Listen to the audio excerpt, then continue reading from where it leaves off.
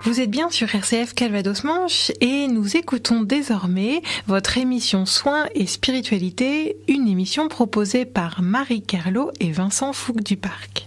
RCF. Dans le cadre de nos émissions RCF Calvados Manche, j'ai vraiment énormément de plaisir à retrouver pour la troisième fois, pour un troisième entretien, France Doutrio, qui dans notre dernière conversation nous entraîner dans ce qu'elle avait au plus profond d'elle-même de l'idée du sens de la vie, de ce que nous avons en énergie de support pour nous donner notre finalité qui est au fond de nous-mêmes la liberté, cette liberté qui nous permet d'être en phase avec l'autre et avec notre environnement.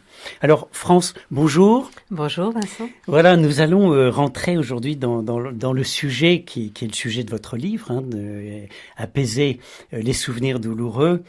Je vais vous laisser la parole parce que c'est un sujet qui est un sujet grave et un sujet d'importance que vous maîtrisez de façon experte.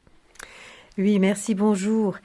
Donc, comme je le rappelais, donc moi je suis coach et thérapeute depuis 17 ans et donc j'ai à la fois appris des outils avec la PNL, l'hypnose ericksonienne et en même temps avec tous mes clients j'ai aussi beaucoup appris à travers la diversité des situations rencontrées et du coup j'ai vraiment eu envie de partager et de transmettre vraiment ce que j'appelle moi cette vraiment bonne nouvelle. Oui, c'est possible d'apaiser des souvenirs douloureux, que vraiment à la fin de ce travail, on puisse sentir et savoir qu'on a souffert, mais on ne sent plus cette souffrance, qu'on a été victime, on ne se sent plus victime.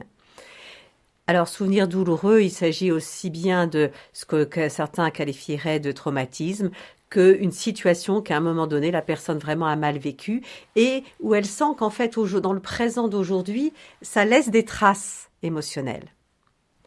Je voudrais dire aussi en préalable que, bien sûr, le passé, on ne va pas changer ce qui s'est passé. Par contre, on peut vraiment faire ce travail par rapport à notre relation au souvenir. Et c'est la relation au présent de ce souvenir qui nous entrave. Et là, on a une marge de travail vraiment énorme. Alors, pour moi, j'ai défini 10 grandes étapes. La première étape, je me suis vraiment aperçue que ce dont l'être humain a besoin quand il souffre, c'est de se sentir écouté, accueilli, reconnu dans sa souffrance. Et alors, non seulement moi, je vais être dans cet accueil, cette compassion, cette ouverture, et en même temps, je vais inviter la personne qui est là dans mon cabinet, on va par exemple l'appeler Arthur, eh bien, d'installer lui-même cet accueil de lui, l'être d'aujourd'hui, par rapport aux souvenirs, et donc de visualiser devant lui l'image, alors soit du petit garçon de 3 ans, soit de l'homme il y a 3 ans qui a eu, par exemple, un licenciement mal vécu, et que lui-même soit dans cet accueil. Et encore une fois, les mots-clés, c'est accueillir, reconnaître, comprendre. Et très vite, au bout d'1 minute ou 2, je lui demande « Qu'est-ce qui se passe là dans votre image du passé ?» Et c'est déjà une étape de soulagement. Et encore une fois, on l'a déjà évoqué, on est très incompétent émotionnellement. Et là, c'est la première chose, c'est cet accueil. C'est merveilleux, sauf que de temps en temps, ça ne marche pas. Il y a un mais. Et là, je me suis aperçue que très souvent, dans ce cas-là, je demande « Alors, est-ce que vous vous en êtes voulu ?» Par exemple, de ne pas avoir su faire la bonne réponse en CP, ou d'être sorti ce soir-là et d'avoir été agressé. Et donc, quand cet accueil de l'émotion ne peut pas se faire, c'est que très souvent, la personne s'en est voulu ou s'en veut encore. Et là, nous abordons le fameux chapitre de la culpabilité. Alors, il y a 2 cas de figure. Là, j'ai volé quelque chose, c'est important après que je me sente coupable parce que la culpabilité m'informe que je suis en désaccord avec mes valeurs. Mais dans les situations d'agression ou de traumatisme, généralement, la personne, elle n'a rien fait de mal. Et là, à ce moment-là, je vais expliquer combien c'est un mécanisme psychique. dans une agression, dans la perte de quelque chose, eh bien, c'est tellement affreux ce qui nous arrive, il y a un tel sentiment d'impuissance que nous, l'être humain, on va refaire le film, on va chercher à imaginer que j'aurais pu éviter cela. Mais dans ce mécanisme, du coup, eh bien, on se dit, c'est de notre faute si j'étais pas sortie, ou si j'avais pas levé le doigt, ou si je m'étais pas proposé pour telle chose, alors ça n'aurait pas eu lieu. Donc c'est comme un mécanisme de protection face à cette immense impuissance, face au drame, insécurité ou tristesse. Sauf que ça n'empêche pas vraiment l'impuissance, l'insécurité, la tristesse. Et en plus, ça nous rend coupables du pire de ce qui pouvait nous arriver. Donc, on perd le contact avec soi, on est contre soi.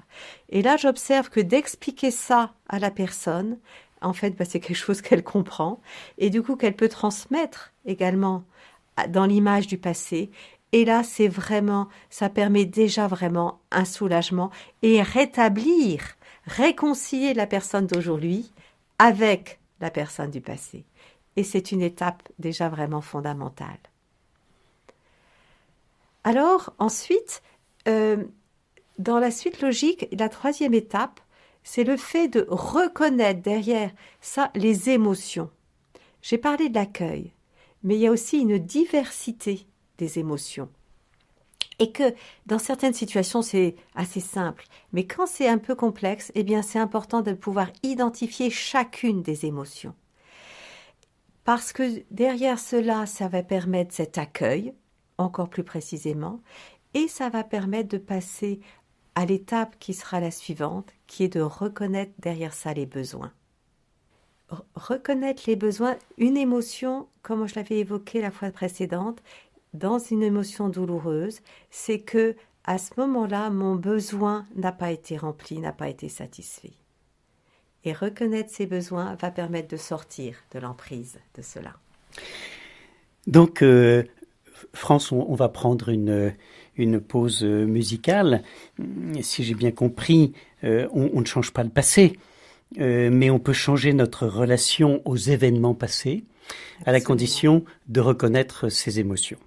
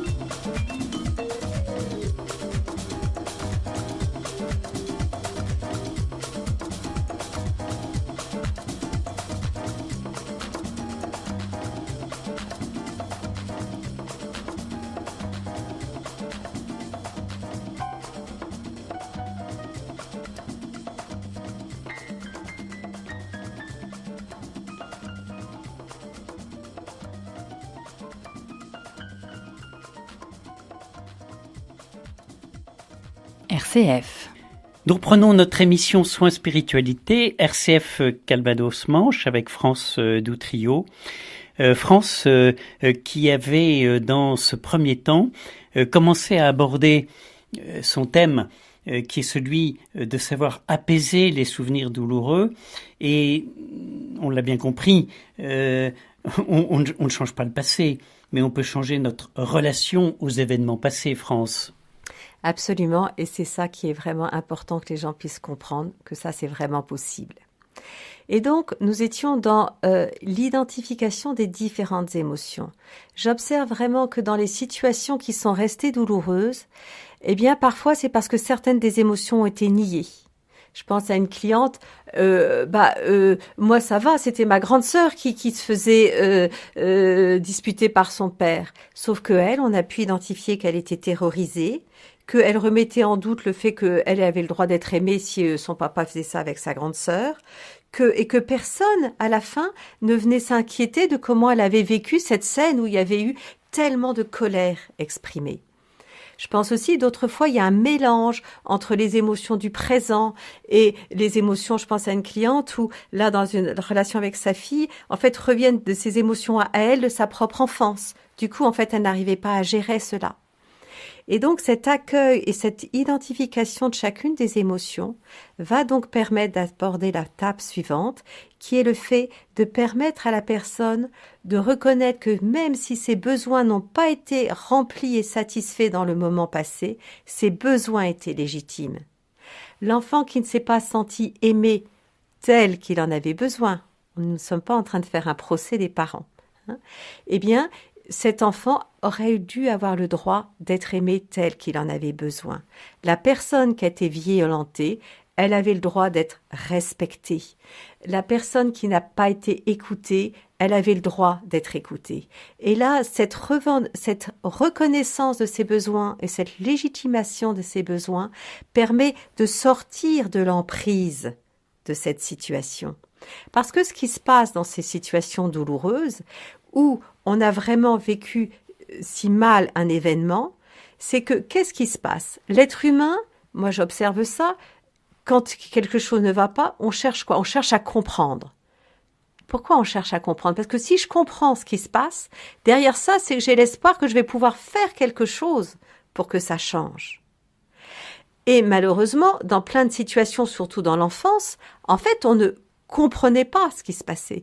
Je pense à cette cliente dont le papa se retrouve entre la vie et la mort alors qu'elle est tout petit bébé. Du coup, elle entend plus le père. La mère n'a plus la même voix, n'a plus les mêmes gestes, la même tendresse tellement elle est catastrophée. Mais le bébé, il comprend pas ça. Et donc, dans son mécanisme de chercher à comprendre, eh bien, elle a interprété. Elle a interprété, j'ai fait quelque chose qui est pas bien. Et du coup, cette interprétation, c'est devenu, en fait, ce qu'on appelle, nous, une croyance, c'est-à-dire, du coup, je fais pas ce qu'il faut, qui va avoir vraiment été quelque chose permanent dans sa vie. Et donc, en reconnaissant les besoins, la personne, elle commence à se rendre compte, mais si, moi j'avais besoin de cette sécurité, bien sûr, là, dans l'environnement, ça n'était plus possible.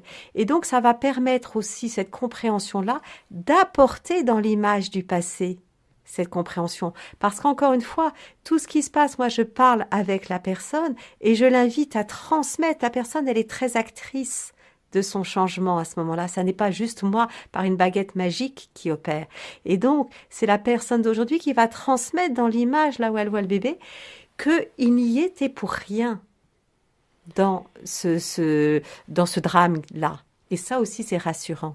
France, est-ce que vous êtes en train de nous dire que ne pas comprendre ou être mis dans l'inhibition de comprendre quelque chose provoque ce malaise et que votre intervention va permettre d'aider l'autre à revenir dans la compréhension de ce qu'il n'avait pas atteint?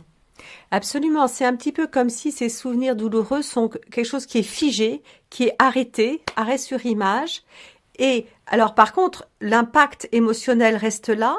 Ce que dans notre histoire passée, nous avons donc élaboré comme interprétation reste figé et du coup, c'est ça qui fait, je pense à cette cliente, c'est quelqu'un qui a tout le temps peur de pas réussir, elle a fait bac plus 5, d'études supérieures, mais toujours peur de pas avoir assez préparé ce qu'elle devait préparer, toujours peur d'échouer et que ce soit de sa faute parce que c'était resté engrammé.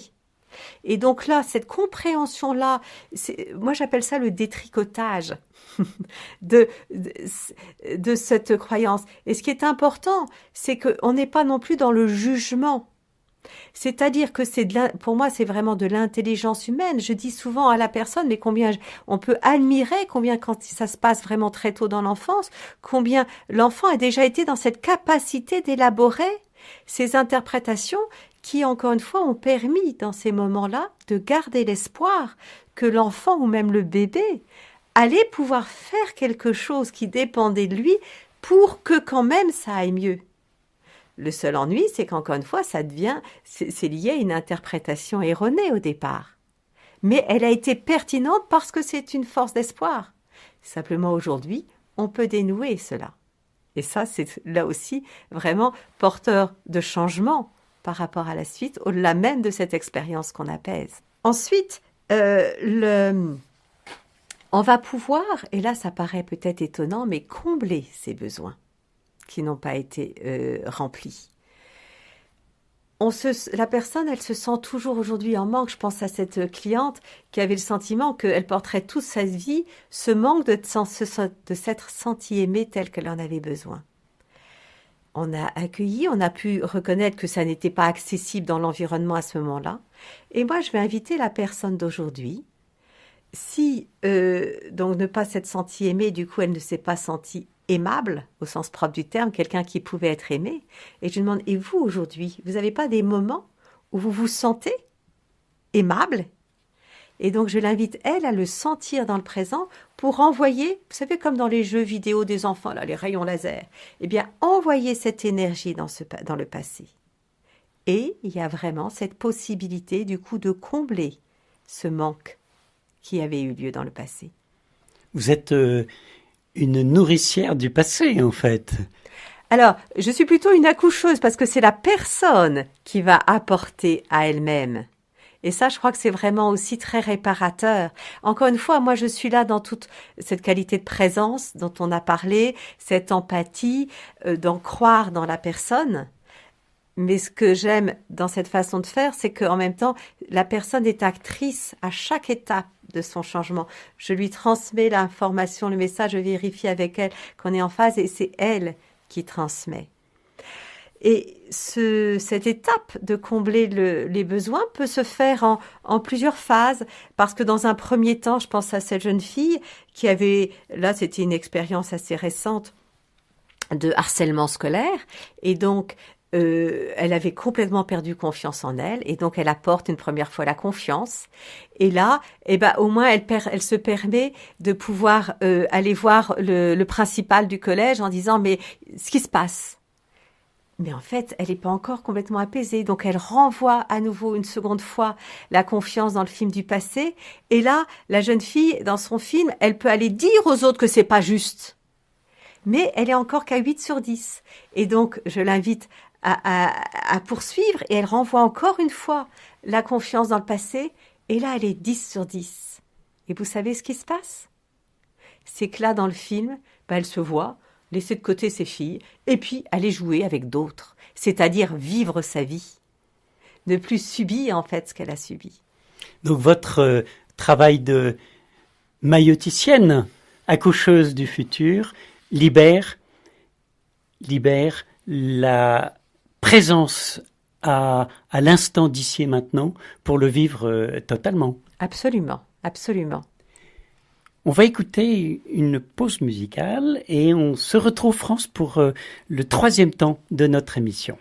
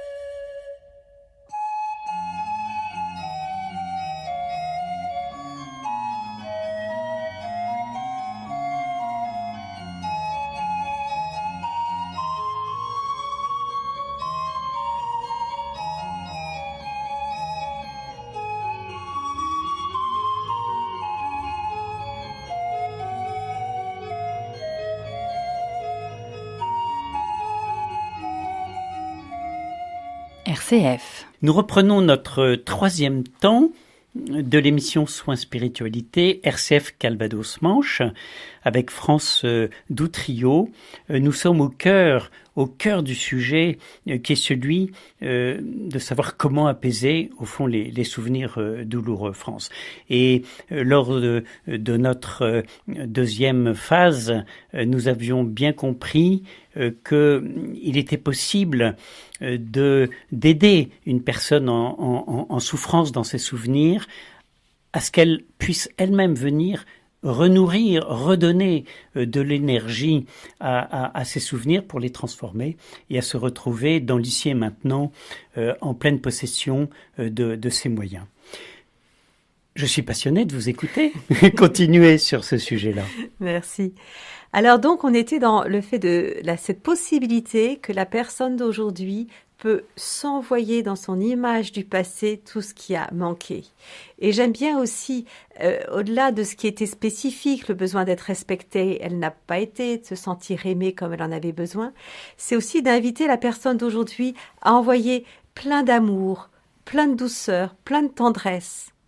Alors c'est vrai que quand je propose ça, je vérifie toujours, est-ce que ça a du sens pour vous de pouvoir le faire? Et c'est bien sûr que, en vérifiant ça, que la personne va le faire. Et là, il y a vraiment tout un élan très réparateur de redonner du confort qui permet quelque part d'aller en même temps jusqu'au bout de cet accueil des émotions initiales. Le fait que là, maintenant, dans l'image du passé, il y ait cette relation avec tant de douceur, tant d'amour, tant d'attention, eh bien, le reliquat parfois de tristesse ou de douleur peut, là encore, peut se libérer et se déposer. Et puis, j'ai observé, et là, comme je le disais en démarrant cette émission, vraiment mes clients m'ont aussi beaucoup appris que, par exemple, dans les situations dramatiques de violence sexuelle, eh bien, certaines clientes m'ont permis de me prendre conscience, et du coup, je le transmets à d'autres, que même quand ces violences sexuelles ont pu se faire extrêmement tôt dans la vie, quand bien sûr, il n'y avait même pas conscience d'une notion de sexualité, eh bien, la personne victime de viol, en elle, au plus profond d'elle-même, il y avait comme une petite voix ou une petite lumière qui lui disait « mais ce n'est pas normal ». Quand bien même il a fallu qu'elle rationalise parce qu'elle n'avait pas la possibilité de faire autrement. Et cette récupération de cette énergie-là, donc dit autrement, de cette confiance dans ses propres ressentis, de savoir ce qui est juste, de justesse, ce qui est bon pour soi et de ce qui ne l'est pas, ça va être extrêmement réparateur. Et là donc, eh bien même ceux qui ne l'évoquent pas, je leur propose parce que justement je l'ai appris par d'autres, quoi. Et donc l'idée dans cette étape de combler les besoins, c'est vraiment de vérifier qu'à la fin de cette étape dans l'image, l'enfant ou la personne adulte qui a vécu la situation douloureuse a vraiment ses besoins comblés. Et là, on a bien avancé déjà dans l'apaisement. Cependant, il peut rester encore quelque chose à voir avec la colère. Nous avons vu que très tôt, nous avons traité la colère contre soi quand il y en avait, la culpabilité. Mais il peut y avoir aussi la colère contre l'agresseur ou la colère contre tel parent ou tel collègue qui a eu un comportement inadapté. Et plus cette colère a été niée, plus j'observe que c'est vraiment important que la personne s'autorise à reconnaître cette colère, puisque cette colère, c'est quoi cette énergie de colère, cette émotion-là? C'est le fait qu'en soi, on peut se dire, ça n'est pas juste, je n'aurais pas dû subir cette agression ou être blessé comme je l'ai été. Donc il y a un temps, je dirais parfois même de jubilation, de revendication de cette intégrité personnelle. Et puis, en même temps, mes clients, ils me disent souvent, mais qu'est-ce que c'est encombrant? Qu'est-ce que ça me consomme d'énergie? Et puis, si vous pensez quand vous êtes dans la colère, qu'est-ce qu'on a en tête dans la colère? On voit ce qu'on ne veut plus, on voit cette injustice, on voit ce manque de respect, cette non-écoute. Donc on est tout le temps connecté à ce dont on veut se libérer. Donc tout en accueillant que cette colère est pertinente, eh bien les gens ont besoin de pouvoir la déposer. Et donc là, je vais les questionner. Et alors, en quoi c'est important de garder cette colère? Qu'est-ce que vous voulez à travers ça? Eh bien, qu'on reconnaisse ma souffrance. D'accord? Et alors, si les gens reconnaissent votre souffrance, qu'est-ce que vous aurez? Eh bien, enfin, je pourrais tourner la page. Pourquoi? Parce que je me sentirais respectée. Et c'est là que je les invite du coup à s'apporter à eux-mêmes ce respect, cette autorisation de tourner la page, plutôt que de rester quelque part dépendant finalement de l'agresseur. Et donc là, c'est vraiment une étape encore importante. Ensuite, on va vérifier où on est dans ce que j'ai appelé ce détricotage de la croyance, voyez, je suis pas quelqu'un d'important, de toute façon, il faudra toujours que je me batte. On va vérifier si vraiment le mécanisme là peut être déposé. Et du coup, comment c'est formulé maintenant? Ça peut être, je suis quelqu'un qui peut être aimé, je suis quelqu'un qui peut être respecté, peut être, parce qu'il y a ce qui dépend de nous, ce qui n'en dépend pas, bien sûr. Et ensuite, c'est vraiment la dernière étape où je vais vérifier que voilà, il n'y a vraiment pas de reliquat d'émotions inconfortables, que la personne du passé peut vraiment vivre sa vie, reconquérir vraiment son droit à être soi, que oui, elle a pu être victime, s'être sentie victime, mais elle ne se sent plus victime. J'observe que très souvent à ce moment-là, les gens retrouvent des souvenirs heureux d'avant le souvenir passé. Et cela vraiment jusqu'à cette reconquête pleine et entière de son droit au bonheur, de son droit à être soi. Et là, c'est souvent un merveilleux sourire qui éclot sur le visage de la personne.